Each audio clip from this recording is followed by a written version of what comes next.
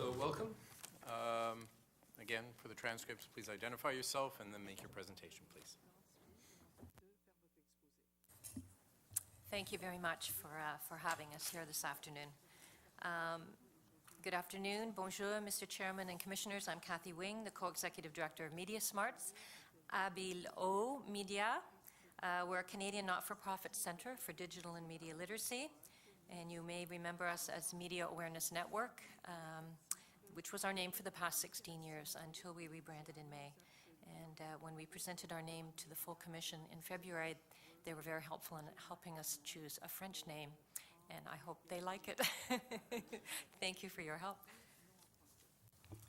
Bonjour, mon nom est Serge. I'm Serge Carrier, and I'm Director of the Tailor-Made Services and Business Development in the long-distance company for the school boards in Quebec. And I've been interested in media and technology and education for many years. And in 1996, I had the pleasure of being invited to join the board of what was back then Media Awareness Network, which is now called Mediasmarts.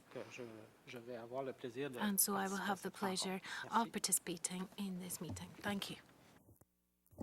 In our remarks, we wish to address the importance of digital and media literacy to Canadian society and the media regulatory system, and to explain how tangible benefit support of our organization within the context of this application meets the interest of the Canadian broadcasting system and consumers. Mediasmart's vision is that children and youth have the critical thinking skills to engage with media as active and informed digital citizens. We work towards this goal by developing resources and programs to educate youth and adults on a wide range of media issues. We believe in a shared responsibility between the public and private sectors and communities to ensure that the interests of youth and families are best served. We grew out of a CRTC television violence initiative in the early 1990s. The Commission's policy on this issue stated that while industry codes, classification systems, and technology would play a role, public awareness and media literacy programs represented the primary solution to addressing the portrayal of violence in the media. The Commission also encouraged programmers and distributors to deepen their involvement in media literacy and public awareness, stating that it would accept funding from third-party organizations directly involved in media literacy as a tangible benefit at the time of transfers of ownership or control of broadcast undertakings. Since this directive, Mediasmarts has been the recipient of tangible benefits packages totaling $3.3 million. These funds have provided critical core funding for our organization, providing a lifeline as federal government funding has decreased. Our current benefits funding will sunset in 2 years, leaving Mediasmarts with no source of core funding at a time when we're facing increasing demand for our digital literacy programs and resources. Mediasmarts approached Bell for consideration as a recipient of tangible benefits arising from the Astro Media transaction, and we note that Bell, historically a strong supporter of Mediasmarts, did not include us in the current benefits package. As the lines between traditional and new media become blurred and digital technologies become increasingly central to full participation in our society, the definition of media literacy has expanded and is now generally built on 3 principles: the skills and knowledge to use a variety of digital media, such as a computer, a mobile phone, internet technology, the ability to critically understand media content and applications, and the knowledge and capacity to create with digital technology. It's now widely accepted that people with low digital literacy skills and knowledge are marginalized economically and socially. The CRTC's 2011 report on convergence stated that Canadians with low digital literacy skills will be challenged to fully participate in the digital economy, and they face impediments to engagement in an increasingly digital society. These people have lower adoption rates for broadband and wireless services. Recent work out of the Netherlands links individuals' capacities to engage with technologies with their technology adoption patterns. And they are also vulnerable to online privacy invasions and security and safety risks. Conversely, digitally literate citizens and consumers are more likely to have increased confidence and trust in the online marketplace, exercise informed choices in online and digital media environments, protect themselves and their families from unwanted, inappropriate, and unsafe content, and have enhanced capacity to remain abreast of technology developments and use technology effectively to create and innovate. In the Government of Canada's consultation on a strategy for the digital economy, many participants spoke about the critical need for inclusion of digital literacy in a national strategy, including the Office of the Privacy Commissioner, the Internet Registration Authority, Entertainment Software Association, Ontario Media Development Corporation, Canadian Library Association, ITAC, and the list goes on and on. In fact, it's hard to find anyone that doesn't agree that digital literacy skills are critical to the health of our economy and society. However, there is no coordinated effort between government, industry, and education to support digital literacy, which means that Canada, once a pioneer in this field, is falling behind. Over the years, we've seen the sunsetting of various innovative federal government programs, many initiated under Industry Canada's CyberWise strategy, which supported the development of digital literacy skills, including SchoolNet, Community Access Program, and Franco-Communautaire Virtuel Program. Currently, there are various digital media policy areas spread across several departments, including cybersecurity, spam, child sexual exploitation, copyright, online hate, content creation, and workforce skills development. But what's needed is a digital strategy to bring all these pieces into a comprehensive approach, which includes digital literacy. There has been increased recognition of the importance of digital and media literacy in the policy agendas of regulators around the world, with many appreciating the important role education and awareness play in alleviating more intrusive regulatory involvement in social policy matters. European regulators, for example, have moved away from censorship as a form of protection and towards the provision of consumer advice and the advocacy of media literacy. A number of countries have embraced digital literacy as a core component of their communications policy and their national digital strategies.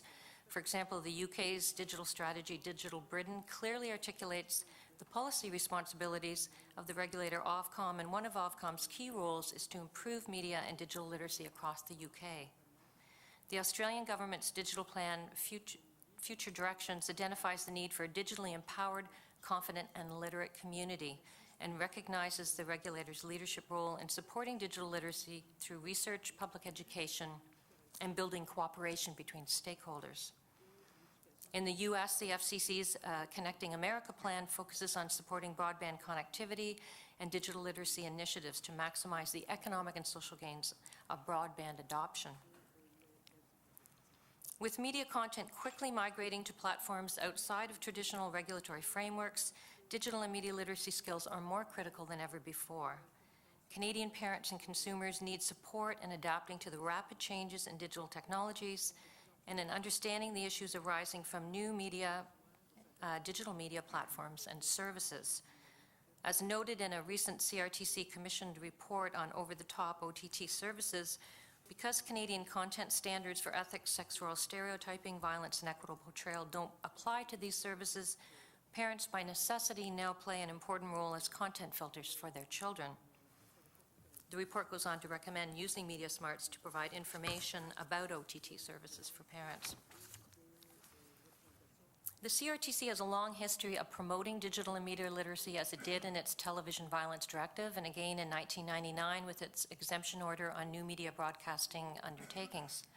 The public notice that accompanied this order stated that awareness and knowledge of the benefits of the Internet, as well as the existence of offensive content, are powerful tools in the hands of users. A CRTC Commission paper in 2011 on convergence trends notes the important function of regulators in supporting the development of digital literacy skills, stating governing bodies and regulators have a role to play in promoting digital literacy and encouraging citizens to access and utilize digital information, communications, and technologies. We note that the CRTC's new 3-year plan has a strong focus on consumers. We hope that in addition to the protection of consumer rights, that there's an acknowledgement of the need for consumer empowerment through education and awareness efforts. In closing, we respectfully ask that the Commission recognize the importance of digital and media literacy as it has in the past, to encourage media and communication companies to support digital literacy initiatives, both through sponsorship and benefits packages. Over the years, our sponsors and benefactors have become our biggest champions and in many cases, we've worked closely with them to produce programs for their customers, so we highly value our relationships with them. We also ask that the Commission support Mediasmarts as an appropriate recipient for funding in a revised tangible benefits package in this application, should one be required. We thank you for the opportunity to express our views on this important matter. Thank you very much for your presentation. It's true we've put a new emphasis or refocused emphasis on consumers. The Commission's always had the interest of consumers at heart. But I think we are also thinking about citizens and creators. And part of me thinks that maybe this is more of a citizenship issue than a consumer issue. Would you agree? It's both, and because we focus mostly on children and youth, we don't like to refer to them as consumers, even though lots of people do. Yeah.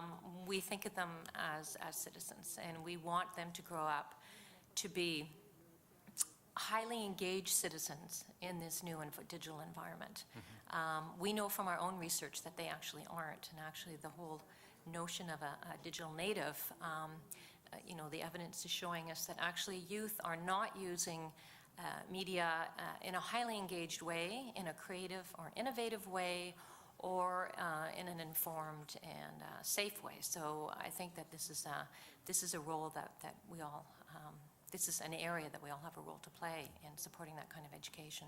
Indeed. I believe Commissioner Denton will have some questions for you. So, I'll be brief. How much do you need? $2 million. A year? $2 million would sustain the organization for 5 years. Okay. And second question, it's not for me to ask, and you don't have to answer, but have you spoken to the Canadian Internet Registration Authority? Yes, actually they're one of our sponsors. Okay. And they're actually supporting our research at this time. Yes. Okay. Well, the cause is just. I will not ask you further. Thank you. Thank you. So your funding model, the $2 million, you would leverage more funding from other donors? Is that how it would work? We have corporate sponsors, a lot of them from the broadcasting and telecom industry, and we have a lot of project funding. So, but we do not have core funding, and that is why the benefits have been critical for sustaining the organization. Because it gets to core, where most departments and agencies have tended its project funding, which cannot anymore be core funding. Absolutely. Okay. Yeah. I see. I remember your House Hippo PSA fondly. Actually, it wasn't ours, I'm afraid to say. I thought it was. It was Concerned Children's Advertisers, who we do work with closely as well. Oh. But they do wonderful PSAs, and that was one of their best. Well, you should just take credit for it then. Okay. Thank you very much. I think those are our questions, and I'm sure people have been following your interventions closely. Okay. Thank you. I think that ends the interveners that we have to consider today. Tomorrow will be our final day of hearing, but it will be a long one because we still have a lot of interventions. So we will resume at 8:30 tomorrow morning. Thank you.